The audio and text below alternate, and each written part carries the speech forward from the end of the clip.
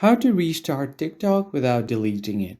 What is up everyone? Welcome to another tutorial. In today's video, I'll be showing you guys a step-by-step method on how you can easily refresh or restart your TikTok without actually deleting it. But before getting started, don't forget to hit the like button down below and subscribe to the channel. So the very first thing you need to do is open up your TikTok application and make sure that you are logged into your account. So once you're logged in, you can just go ahead and simply tap on the profile icon at the top right or the bottom right. And once you head over to profile, tap on the hamburger on the top right. And then from here, you just head over to settings and privacy.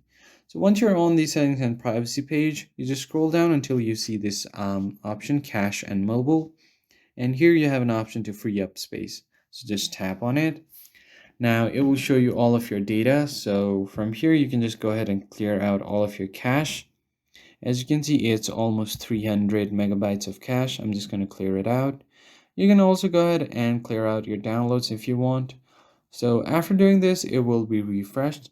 So one other thing you can do is head over to settings. And from here, head over to apps. Now you can just search for TikTok.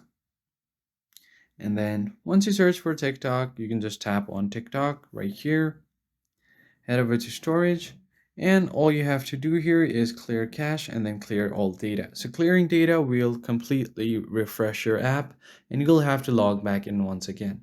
So just tap on clear data and it will clear out all of your data. So that's pretty much it, guys. That's how you easily restart your TikTok without actually uninstalling.